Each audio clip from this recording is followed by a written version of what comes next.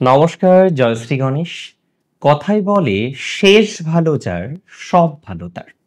আজকে আমরা আলোচনা করব মেষ রাশির জাতক জাতিকাদের নিয়ে। হ্যাঁ, 2025-এর শুরুটা মেষ রাশির জন্য একটু চিন্তারই ছিল, এটা নিয়ে কোনো ডাউট নেই। আমরা ভিডিওতেও আলোচনা করেছিলাম। হ্যাঁ, আসার জায়গা তো ডেফিনেটলি ছিল এবং এখনো রয়েছে। মেষ রাশির জাতক জাতিকাদের সাড়ে সাতই চলছে। বেশ কিছু ট্রানজিট আমরা দেখেছি যেগুলো অনুকূলে আছে, কিছু ট্রানজিট প্রতিকূলেও আছে। কিন্তু একটা কথা মাথায় রাখতে হবে যে যখন দেখবেন জীবনচক্রের কিছু গ্রহ সংযোগ, কিছু বিষয় প্রতিকূলে থাকে, সিস্টেমেটিক্যালি কিছু বিষয় কিন্তু অনুকূলে চলে আসে। আর মেষ রাশির অবস্থাটা বর্তমান সময়ে অনেকটাই সেই রকম। আমি দেখবেন থাম্বনেলে লিখেছি যে সাড়ে সাতিতেও আশা পূরণ। প্র্যাকটিক্যালি মেষ রাশি জাতক জাতিকাদের সাড়ে সাতি চলছে, চলুক। আর তাতেও যে আপনার বিভিন্ন অ্যাসপেক্টে, বিভিন্ন বিষয়ে আপনার পরিকল্পনাগুলো, আপনার আশাগুলো ধীরে ধীরে পূরণ হতে পারে, আজকে সেই বিষয় নিয়েই আমরা চর্চা করব। সেই বিষয় নিয়েই কিন্তু আজকে আমরা আলোচনা করব।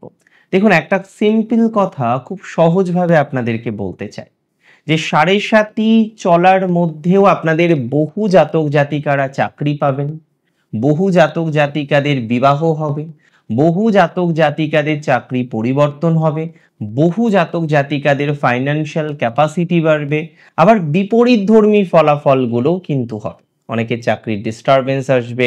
কিছু কিছু বিষয়কে আপনাকে ফলো করতে হবে। আমি চারটি বিষয়ের আঙ্গিকে আজকে আপনাদের সাথে আলোচনা করব। প্রথমত কর্ম, দ্বিতীয়ত বৈবাহিক জীবন বা পার্টনারশিপ বা সাংসারিক জীবন, তৃতীয়ত হচ্ছে এডুকেশন, অ্যান্ড চতুর্থত হচ্ছে আপনাদের ফাইন্যান্সের জায়গা। এই চারটি বিষয় নিয়ে আজকে আমরা আলোচনা করব।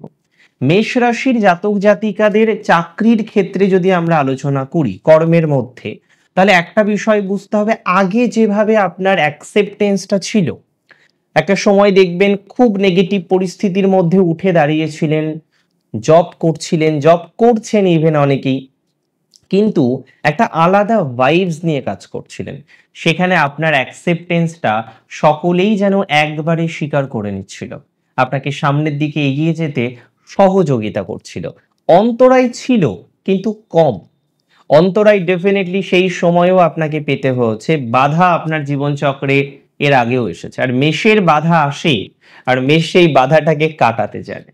তো সিগনিফিকেন্টলি এই মুহূর্তে আপনি দেখছেন, আপনি যখনই লিড করতে যাচ্ছেন কোনো একটা অর্গানাইজেশনে, আপনি ভালো পদে আছেন, আপনি ভালো চাকরির সাথে যুক্ত, প্রাথমিক অবস্থায় আপনার যে পদ সেটি বেটার, সামনের দিকে এগিয়ে যাওয়ার মতো পদ, কিন্তু আপনি যে বিষয়টি খেয়াল করছেন যে আপনার অ্যাকসেপ্টেন্সটা যেন অতটা নেই। আগে যেভাবে আপনাকে সকলে অ্যাকসেপ্ট করে নিতেন, আগে যেভাবে সকলে আপনাকে বাহবা দিতেন, বা আপনার উপস্থিতি আগে যেমন অন্যদের কাছে একটু বেশি হাসির ছিল, আনন্দের ছিল, আপনি খেয়াল করে দেখুন আজকাল কোথাও যেন গিয়ে আপনার এই উপস্থিতি অনেকে অ্যাকসেপ্ট করতে পারছে না।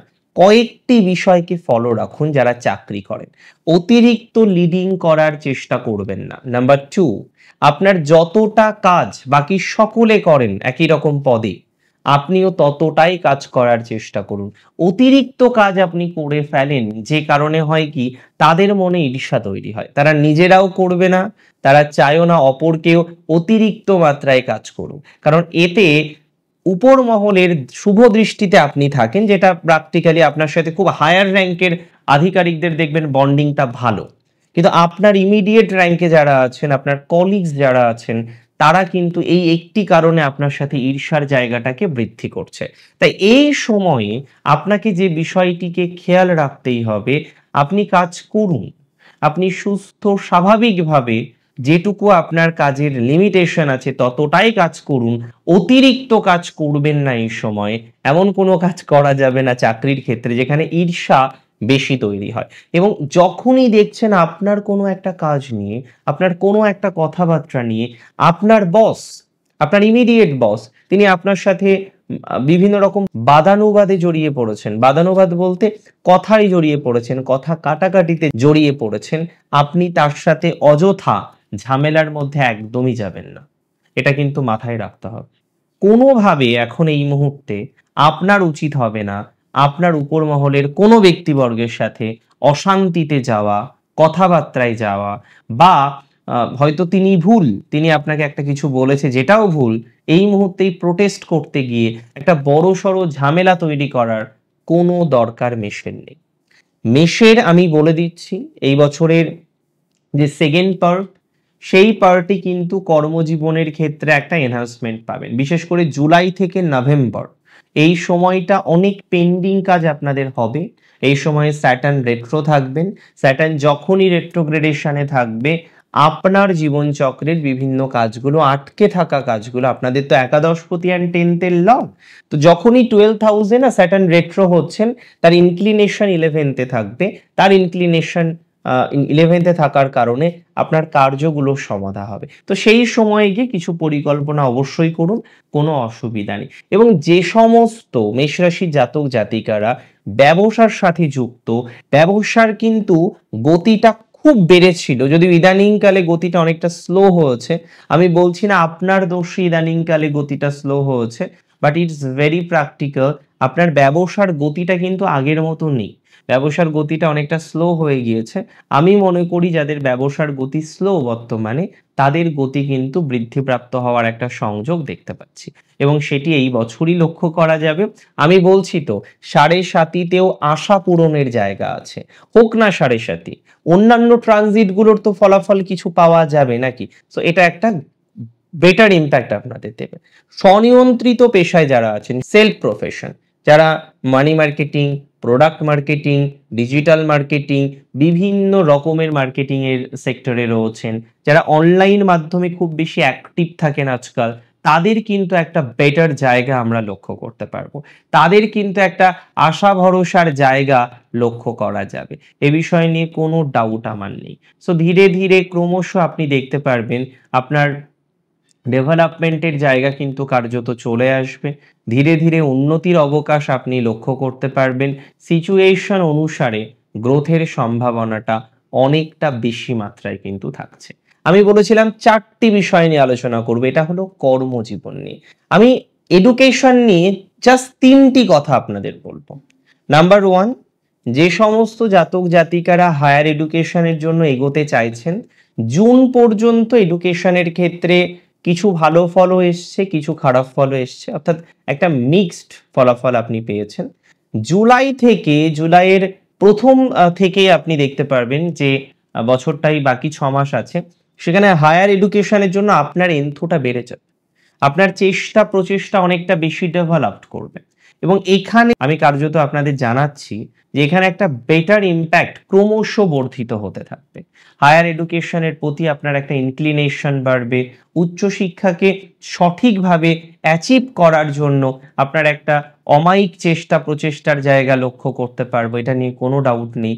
দিন শেষে আপনার যে এডুকেশনাল জায়গাটা আছে, দিন শেষে আপনার যে হায়ার এডুকেশনাল জায়গাটা স্বপ্ন রয়েছে, অনেকেই বলছেন যে দাদা আমি বিদেশে যেতে চাই, 7.5 যাব, এখন আপনার এডুকেশন হবে, আপনার নেট এক্সামিনেশন কোয়ালিফাই করা, আপনার হায়ার এডুকেশনের ক্ষেত্রে নেট সেট কোয়ালিফাই করে পিএইচডি বা রিসার্চ করার যে লক্ষ্যটা আছে সেটা সম্পূর্ণ হবে। আমি দায়িত্ব নিয়ে বলছি, হায়ার এডুকেশন রিলেটেড ম্যাটারে আপনি অনেকটা প্রোগ্রেস করতে পারবেন। সো এই বিষয়ে একটা প্রোগ্রেসিভ জায়গা লক্ষ্য করা যাচ্ছে যাদের রাশিটি হচ্ছে মেষ। এডুকেশনের ক্ষেত্রে কিছু শত্রুতা আপনাকে বারবার জ্বালাচ্ছে, মেষের কিছু শত্রুর উদ্ভব হয়েছে এডুকেশনাল সেক্টরে। এই জায়গাগুলোর জন্য আপনাকে কিছু সঙ্গ পরিত্যাগ করতে হবে। আমি মেষ রাশিকে বলবো কিছু সঙ্গ চেঞ্জ করে নিতে। ভুল সংযোগে বা ভুল সঙ্গের সংযোগে আপনারা কিন্তু অনেকটাই মানসিকভাবে দ্বিধার মধ্যে আছেন, মানসিকভাবে চিন্তার মধ্যে আছেন।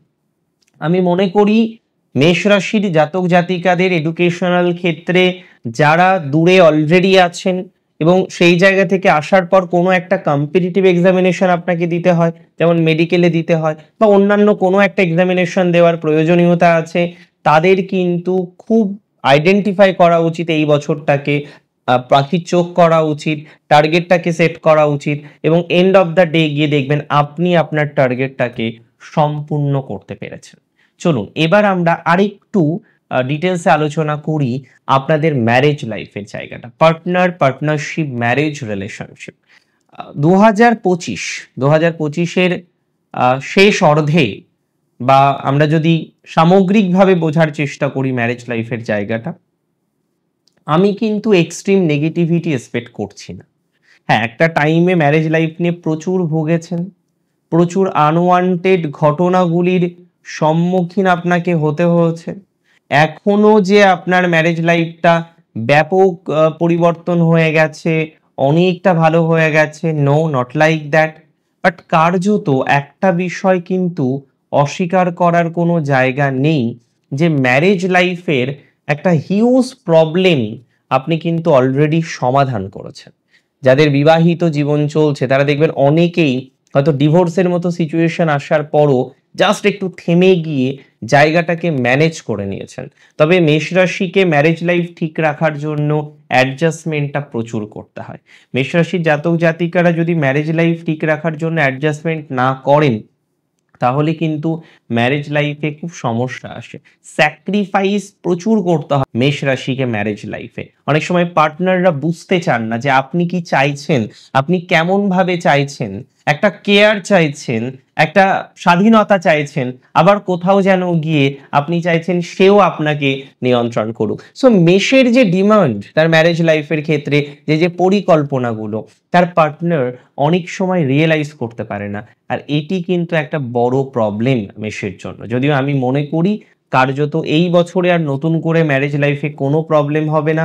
শুধুমাত্র একটা বিষয় আপনাদের অনুরোধ করব, ম্যারেজ লাইফটাকে ঠিক রাখার জন্য বৃহস্পতিকে স্ট্রং রাখতে হবে। যাদের বার্থ চার্টে জুপিটার নেগেটিভ, চেষ্টা করুন বৃহস্পতির সাজেশন ফলো করা।